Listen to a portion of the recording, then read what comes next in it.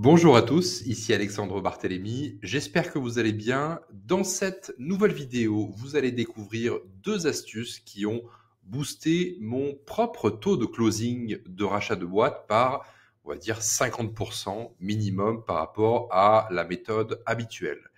Dans le domaine de la reprise, pour mettre un peu de contexte dans cette vidéo, on a souvent tendance à reproduire les mêmes schémas. C'est-à-dire qu'on discute avec un cédant ou avec un intermédiaire, ce qui se passe quand on passe par des sites comme Fusac ou Session PME. Si la société nous intéresse, on fait une offre ou une LOI, donc Letter of Intent ou Head of Terms, ça dépend de quel côté de l'Atlantique on se trouve, pour le rachat de cette société.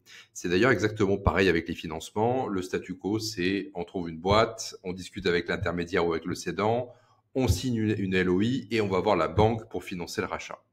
Souvent, les meilleures méthodes se trouvent justement dans les méthodes un petit peu alternatives, celles qui apportent le plus de taux de transformation, et c'est ce qu'on va voir dans cette vidéo.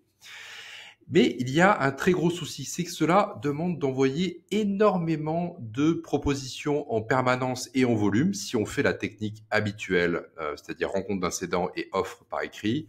Sachez qu'avec cette technique-là, vous aurez environ 5% de taux d'acceptation de votre offre financière. Donc pour en avoir une acceptée, il va falloir en envoyer à peu près une vingtaine. Je vous laisse imaginer le nombre de sociétés qu'il faut étudier pour envoyer 20 propositions financières. Dans les grandes masses, je pense qu'il faut étudier à peu près entre 50 et 100 dossiers pour envoyer à peu près 20 lettres d'intention ou offres financières. C'est très bien, mais on n'a pas que ça à faire puisqu'il nous faudra énormément de volume. Alors pourquoi ? Parce que tu tombes dans un piège qui s'appelle le biais du rédacteur. En pratique, ça donne quoi pour vraiment traduire ce biais du rédacteur ? Le cédant va recevoir ta proposition que tu vas probablement envoyer par mail.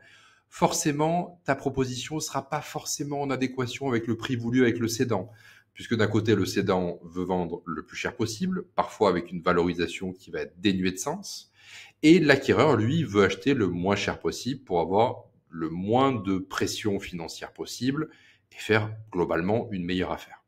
3. La cession de l'entreprise étant une affaire émotionnelle, surtout sur des sociétés qui font entre 1 et 10 millions d'euros, qui sont souvent dirigées par le cédant lui-même, qui est actionnaire d'ailleurs souvent à 100% de cette société. Cette cession-là étant émotionnelle, le cédant va se vexer, puisque c'est un peu son bébé, c'est un peu la société qui l'a opéré pendant 20 ans, 25 ans, 30 ans peut-être, ou au mieux va enclencher un processus de réflexion qui va probablement durer des mois ou voire même des années. Ou alors, et ensuite, quatrième point, il va soumettre cette proposition à son expert comptable ou à son avocat. Et là, c'est le drame, puisqu'en fait, c'est pas que les conseils du cédant, j'entends les conseils experts comptables et avocats, sont des personnes qui ont de faibles compétences, bien au contraire, ils sont experts dans leur domaine, c'est qu'ils n'ont pas assisté à la conversation que vous avez eue avec le cédant. Ils n'ont pas vu les différents échanges et le deal, on va dire, un peu gagnant-gagnant que vous avez pu construire avec le cédant. La seule chose qu'ils vont regarder, c'est l'aspect financier et juridique de l'offre, la LOI, la Letter of Intent, que vous avez envoyée au cédant, sans prendre en compte la motivation profonde du cédant. Parfois, c'est pas forcément une question d'argent, c'est parce que peut-être que le cédant est usé, peut-être qu'il est éreinté par son travail, peut-être qu'il supporte plus de faire du management, qu'il supporte plus de gérer le problème avec les salariés. Ça peut être toutes sortes de raisons qui sont pas forcément financières, alors que les conseils vont regarder une seule chose, c'est le financier, et vont malheureusement casser le deal derrière vous. Et c'est pour ça que vous avez un taux d'acceptation d'une offre financière à hauteur de 5% avec la méthode habituelle.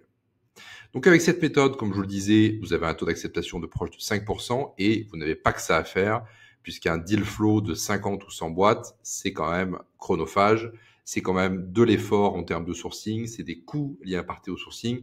Ça a que des points négatifs. Applique plutôt ces deux astuces et augmente ton taux de closing de plus 50%.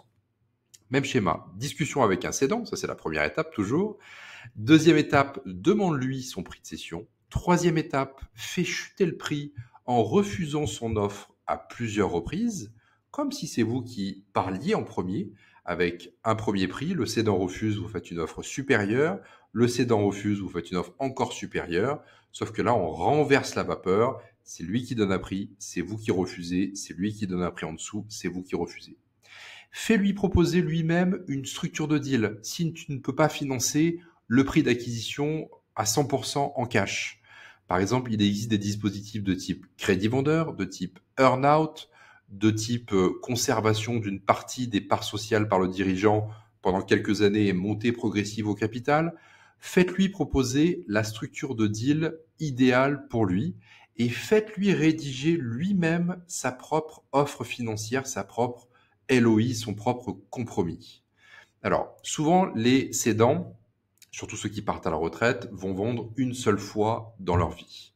Donc, c'est pas eux qui vont faire la LOI puisqu'ils sont pas expérimentés dans ce domaine-là, mais ils vont demander à leur notaire, à leur avocat, à leur expert comptable de leur rédiger une LOI et c'est eux qui vont demander à leur conseil de mettre à l'intérieur le deal sur lequel vous avez pu vous mettre d'accord avec le cédant.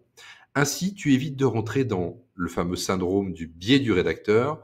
Tout vient du cédant, tu maximises tes chances de closing et un humain, et heureusement pour nous d'ailleurs, pourra difficilement refuser une offre qu'il a lui-même écrite ou fait écrire par ses conseils. Plutôt logique, mais absolument contre-intuitif. Voilà, j'espère que cette vidéo t'aura apporté de la valeur. En tout cas, dis-moi en commentaire ce que tu penses de cette méthode et si tu penses qu'elle sera applicable pour tes propres deals. Voilà, n'hésite pas à me dire ça sous cette vidéo. Je suis intéressé de voir ce que tu en penses. Merci à tous et à bientôt dans une prochaine vidéo.